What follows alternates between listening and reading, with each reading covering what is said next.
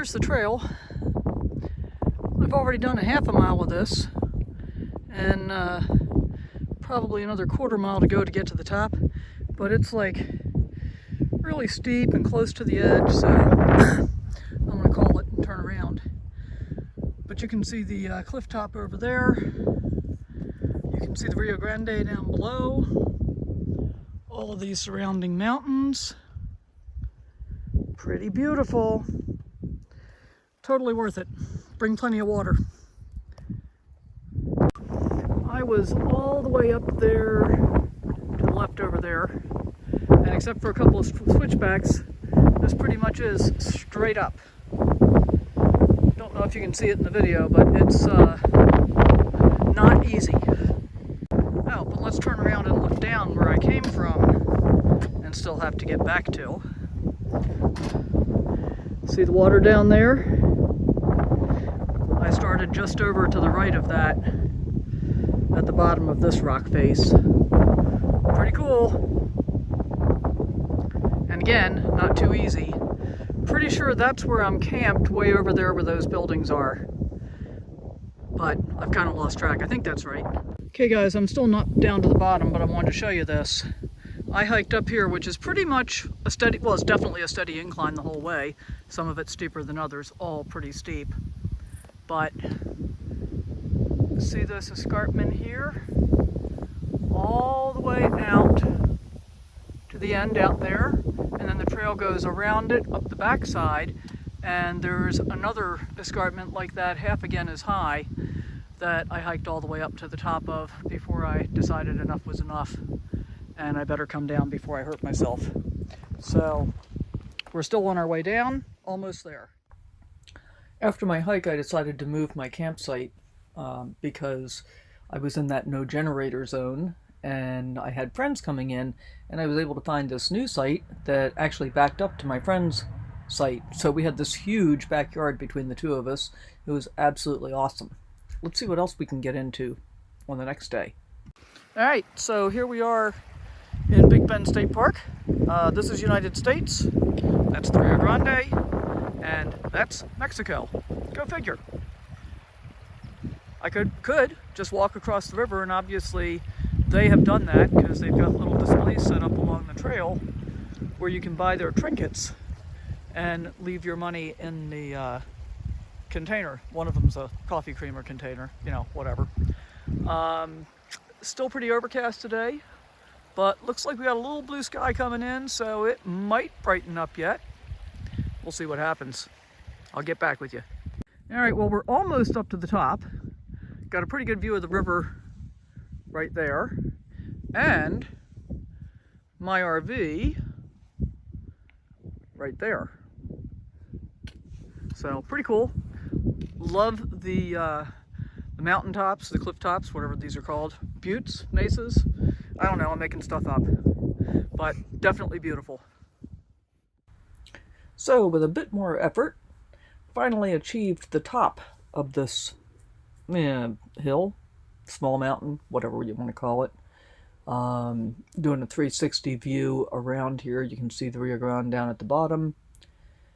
And as you can see from the bushes, there's a lot of wind, so I had to just completely detach the audio and do a little voiceover for you. There's my friend Marilyn way out at the far end of the point.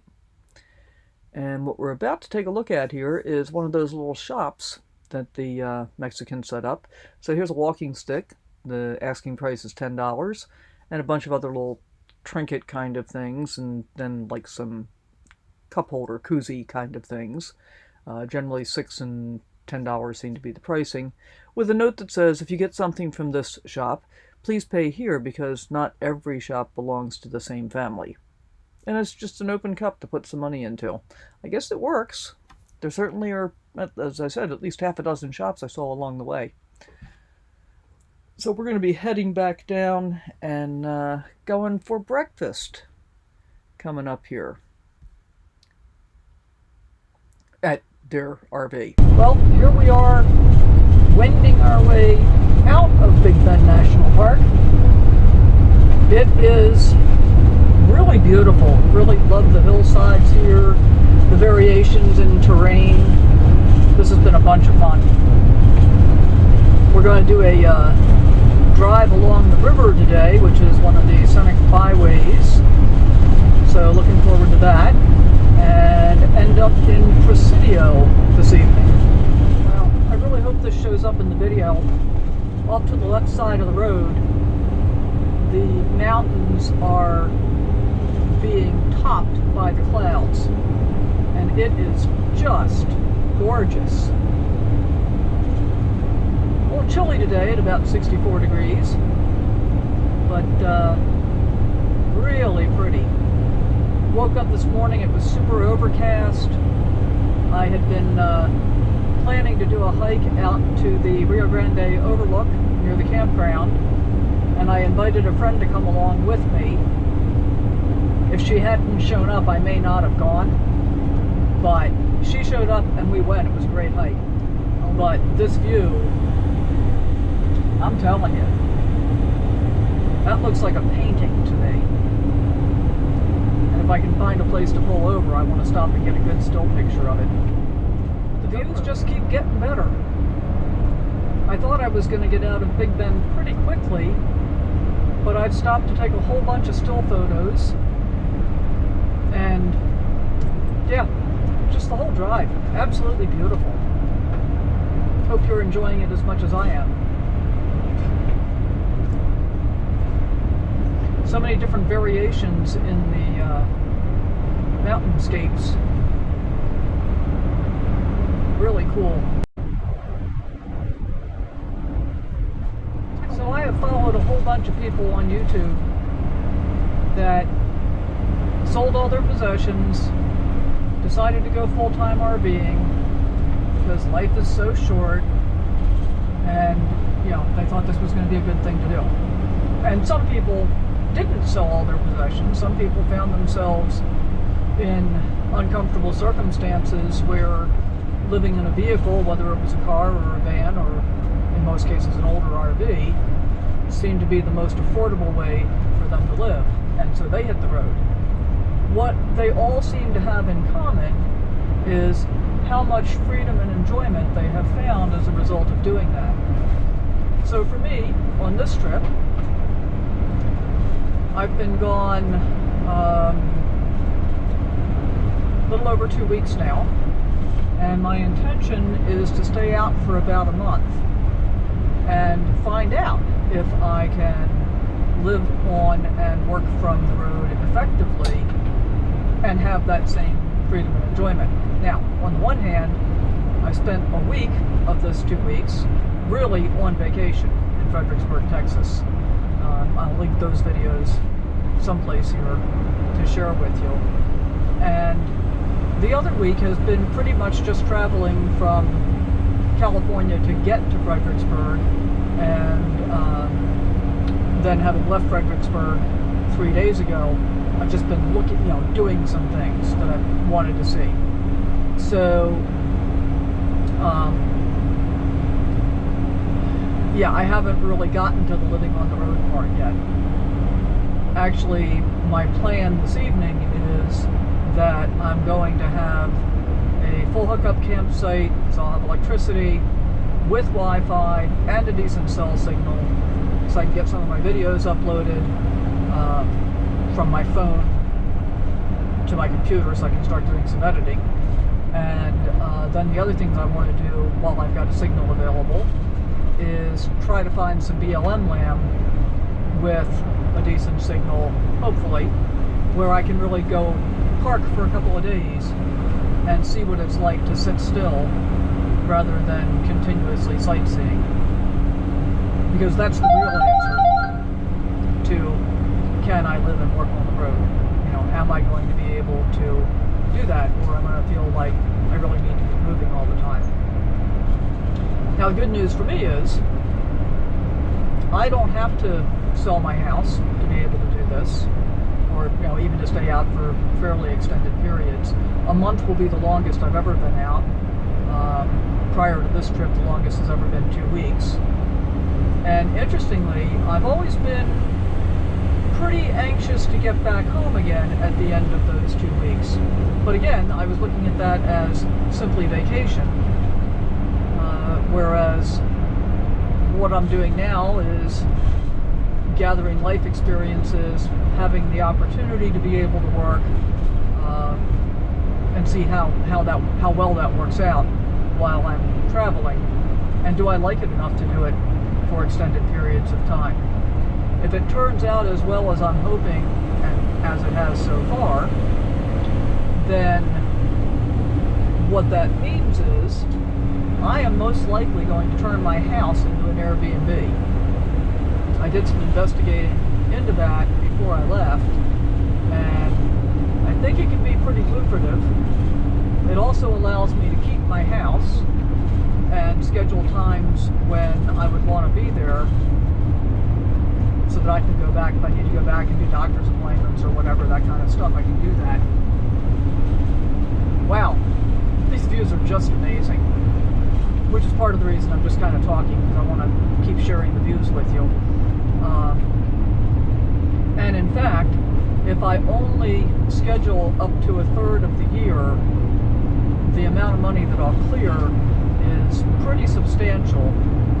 Plus, I think having people in the house, having it occupied and all of the systems being used is better for it than having it sit empty while I'm out traveling.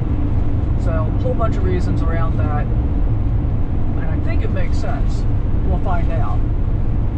Now, I could do a long-term rental where, I rent to somebody for like a year, but I've done that before a couple of different times when I've had to move out of an area and it wasn't a good time to sell a house, so I would rent it instead. And what I've learned from that is, in every circumstance, when I'm renting my personal residence long-term, first of all, the tenants don't think of it as their house. They don't own it. Why should they take care of it? So they really do have, one house was really torn up badly. The other one not quite as badly, but still a fair amount of damage. And so I don't have the emotional stomach to be able to do that again. I know I can't do long-term rentals, but when I think about short-term rentals, about Airbnb, what occurs to me is, for the most part, those are people that are on vacation, or, they're traveling, that kind of thing. And they're generally happy and they want to have a good time, and they're happy to have decent amenities. So, have a place with big screen TVs, fenced backyard, let them bring dogs, a nice kitchen, close proximity to town, and lots of different things to see and do. I think it could work out pretty well. And from the property management companies that I've talked to, basically they want a 90-day commitment. 90 days of calendar commitment. You don't have to have it available that entire time even, before you decide whether or not you're willing to move forward. And a couple other things I didn't know is, typically they make the renter take out an insurance policy that will pay me for damages that have been done to the property, and also covers liability should something go awry, slip and fall, whatever. So all of that actually sounds pretty positive to me. And I think for the most part, the worst that could happen is they would do damage to my furniture. My floors are all solid surface, counters are all quartz. I guess they could bang up the cabinets, but they could just get painted again. So we'll see. We'll see how this trip pans out, and then we'll see if I decide to move forward with the Airbnb idea. And it could turn out that by the end of this month, I'm thinking, wow, this was a horrible idea. I'm not really having that much fun. I think I'll just go on vacations periodically. I don't think that's going to happen, though. And in part because I have so many things on my list of things to see and do that even if I was just trying to jet back home and just hit the highlights, I'd still be pretty much using up 2 weeks to get there. So we'll see. Yesterday I was at the Rio Grande Village country store and gas station, and I had a near-death experience. That's DEF, D-E-F, as in diesel exhaust fluid, not death as in dying, or deaf as in I can't hear. So that was the only place in the park where I could get any kind of Wi-Fi signal, and no cell signal there at all. So I'd been sitting in the parking lot for a while trying to get caught up on some park. I had some emails and stuff I had to do, and that was fine, no big deal. But then I looked out opposite side of the parking lot from me, and I saw a guy come out with a 2.5 gallon container of diesel exhaust fluid. And I hadn't been able to find any good information about how often you really need to add that stuff. So I thought, let me go ask the guy. So I walked over and started chatting with him, and I asked him, how often you have to do that. And he said, well, there should be a gauge on your dashboard that tells you how much you have left. And after he poured his in, we walked over to check out my rig, and we were not able to find out how much was in there. We couldn't find any gauge on my dashboard at all. Mine's a little bit different from his. The basic difference apparently in Mercedes Sprinter chassis cabs is some have the steering wheel that has buttons on it and some don't. Mine does not. So what gets displayed where is a little bit different from one version to the other. I guess he was in a hurry. It is just a 45-mile-an-hour speed limit, so, there you go. So anyway, so we couldn't figure out how to figure it out. And he said, well, typically, he adds 2.5 gallons every 3,000 to 4,000 miles. Now, I picked this up the end of August, and I had put on just about a little over 4,000 miles actually from the time that I bought it. And he looks at me and says, well, I would think you probably need to put some DEF in. And my first thought was, let me get the manual out again and see if I can figure it out. There's got to be, something that tells me. Or, I can wait until I've got a decent signal and go Google it and see what kind of answer I can find. And I'll still probably do that at some point. But I decided that since we were in that location, he knew how to do it. And, oh, by the way, because I'm short, in order for me to pour DEF in, I would either have to have a step stool in order to be able to get it up high enough to do it, because otherwise I'm lifting 2.5 gallons, basically at my head level, which is pretty difficult to control. So I asked him, I said, hey, I tell you what, if I go buy a box right now, would you put it in for me? He's like, yeah, sure, no problem. And I'm thinking to myself, all right, so worst case scenario, I wind up having to throw away part of it. Maybe it doesn't all go in. Nope, all 2.5 gallons went in. So I think doing that was a really good idea. And again, I got to do some Googling on this, but apparently with the Mercedes diesel Sprinter chassis, if you let the DEF level get too low, you only get a certain number of chances to start the engine before it turns into limp mode. So I think that's 10 times to be able to start the engine before it goes into limp mode. But I'm not positive what the number is. So I definitely have to do some Googling around that and try and get it figured out. In any event, I am really happy that I went ahead and put the DEF in yesterday, because now at least I'm in a position where I don't have to worry about it, at least until I get home, because it's going to be less than 4,000 miles before I get home, no matter how much I fool around. So I guess we are officially driving out of Big Bend National Park now.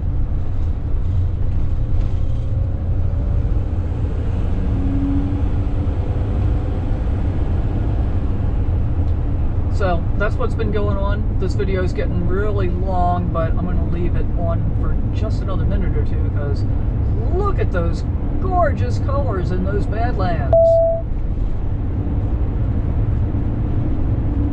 Oh my.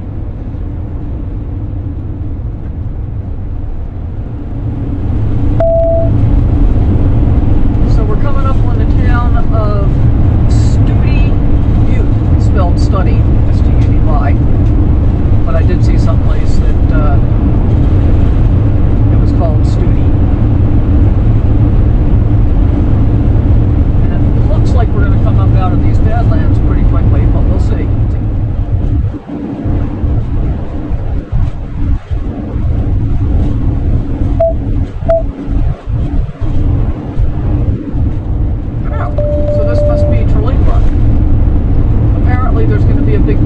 cook-off contest here this weekend.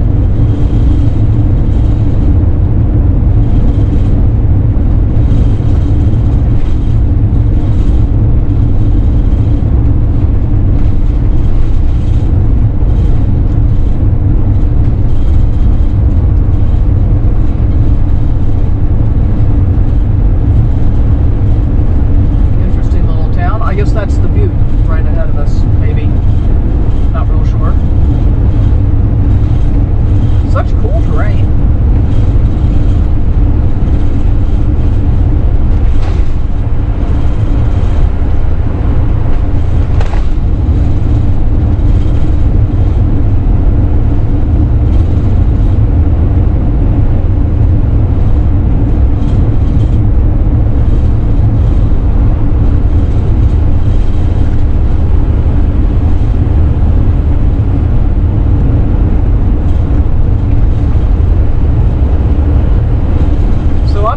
This is just Studi Butte, or if this is actually Terlingua. I'm guessing this is just Studi Butte. Not sure if this is going to show up, but there's a bunch of teepees off to the right. I'm guessing they might be rentals. Don't know for sure.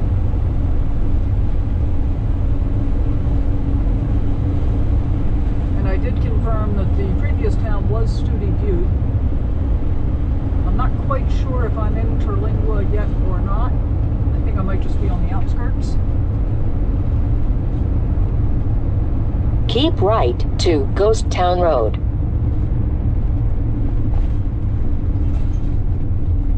Ah, well that's Terlingua Ghost Town. Alright, let's just take a look. In 3/4 of a mile, arrive at Terlingua on the right. Oh, and it looks like I can come back out to the main 170 and continue on, so this is cool.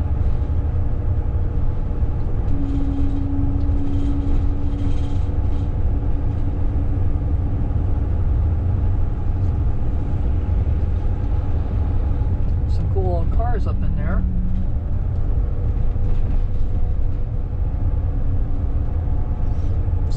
Kitschy little town.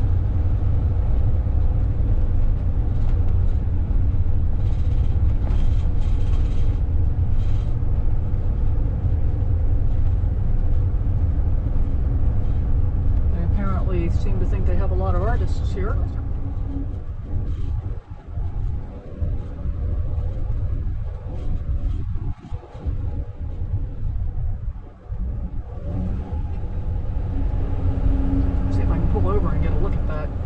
Okay, so here we are in the Terlingua Cemetery, which is listed on the National Register for Historic Sites. And the marker there talks about Federico Villalba, that one's hard to say, and his tradition, which traces their lineage to Algiers. Several generations there were members of the Order of Santiago. So in 1764, Federico's great-grandfather Juan Villalba traveled to New Spain, which is Mexico, founded Rancho Villalba in 1773 near present-day Aldama, Chihuahua, where Federico was born in 1858, left his family's ranch, moved to San Carlos near the U.S.-Mexican border, set up a store selling rope, leather goods, and sundries, and it soon became important in San Carlos and eventually supplied the military in the area. In the early 1880s, he expanded his business interests into Texas, opened a store there, began purchasing more land, and in 1902, located an outcrop of Cinnabar, a mineral that produces mercury, and became the first Hispanic in the country to file a mining claim. So with a couple of other people, they entered into a partnership that covered 6 parcels of 21 acres each, including what became known as the Studi Butte Mine. The associated mining community took on the mine's name, Studi Butte, as did Villalba's store, Studi Butte Store. With a growing family, he built a larger house on his property along Terlingua Creek and named it Rancho Barras. Amassed large tracts of land, including 15 sections in Block G4, with holdings extending from Burro Mesa to Terlingua Creek. Boy, that's hard to say. died of natural causes in 1933, and he's buried here in the cemetery. So we're going to just take a kind of a quick pan around here. You can see a lot of the graves are just piles of rocks with their wooden crosses, and a few more elaborate setups out there. So pretty cool. And this is just a stop along the way in Terlingua. Let's pan back around the other way and get another view of those gorgeous mountains. That's where I just came through coming out of Big Bend. Really, really pretty places. The ruins are pretty cool looking.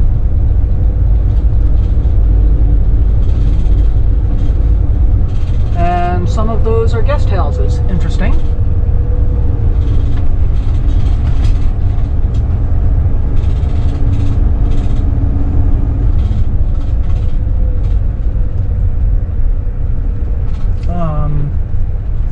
Okay.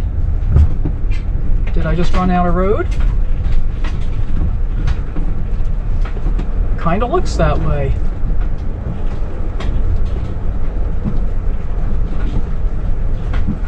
Alright, I think we're going to turn around and go back the way we came.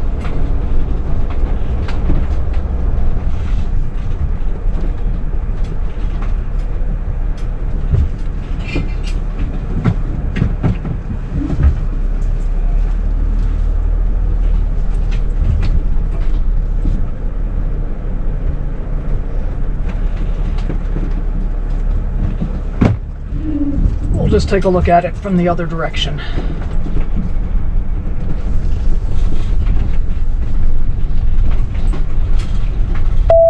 And get another pool view of the mountains.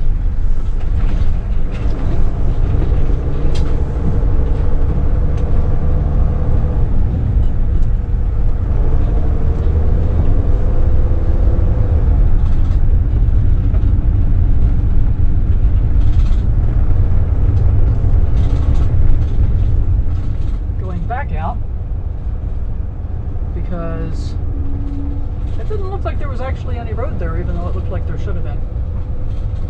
And I don't really want to go off-roading what I can't see in the RV. Interesting. A couple people sitting under a structure there on what really looked like a ruin to me.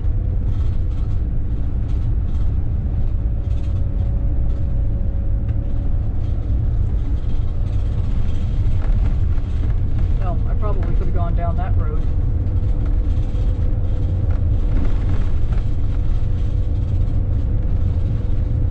But we're going to just retrace our steps. Cool looking old car there on the right.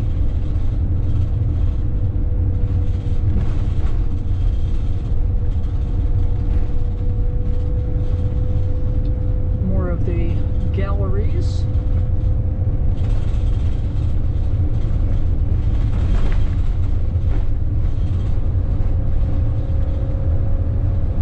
Love the views of the mountains. Super cool.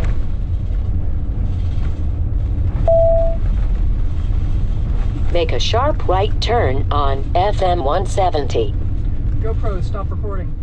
So, I need to look at the map, but I'm pretty sure that little burg we just drove through that was Terlingua Ghost Town is also the little town of Chisos. So, I'll figure that out when I look at the map. So here I am back on FM 170,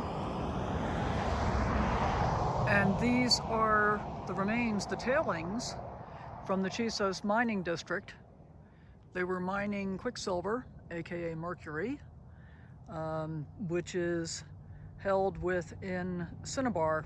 So originally discovered in the 1890s, the mine was in operation until 1944. And then largely remained a ghost town until 1967, when the world's first chili cook-off was held in the ghost town. And now there's another one nearby, held the first Saturday of every November.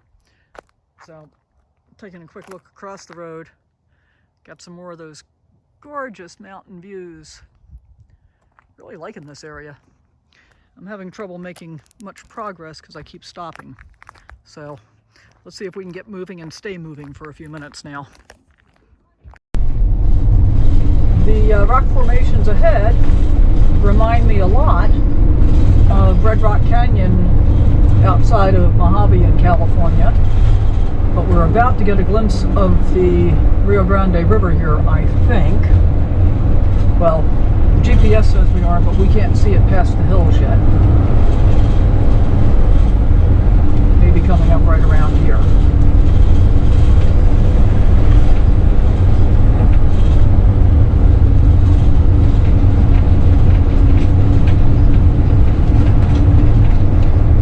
Well, I can see the river bed, but I sure don't see any water in it. Although, just like this morning when we were hiking, there was a little trickle of water, which could be like close to the bushes where we can't see it. Ah, there we go. There was some water.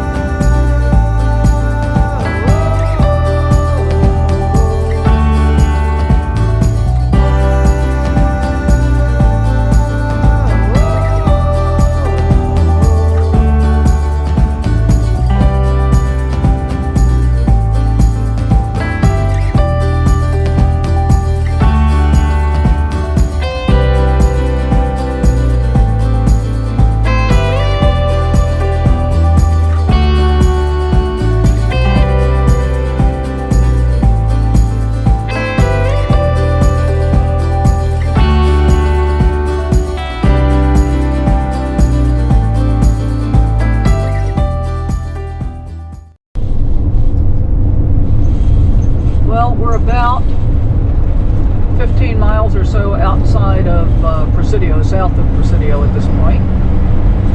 And the road has finally mostly straightened out. Not completely, but mostly. So we should be in Presidio before too much longer. And then I can pull into my stop for the evening.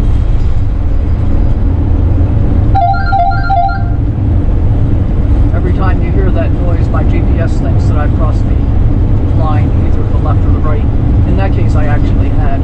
But a lot of times it just doesn't anyway. So, can't wait to see what this RV park, watch the air quotes, looks like. It's, from the pictures I saw, it's basically a big dirt parking lot that has full hookups. A $11 a night with Passport America. Hard to go wrong with that. And I really want a signal tonight so I can get some stuff transferred.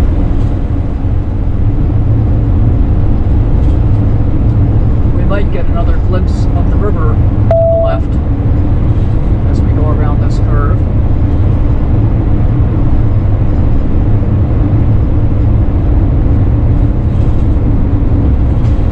But I think the level is too low to be able to see it. Too much below the road grade. Well, I thought we were out of all the curvy part, but I guess I was wrong. And there's the river off to the left. That's nice. Kind of curving away from us again. I've seen a couple of motorcycles, a couple of RVs. This is the first big rig I've seen.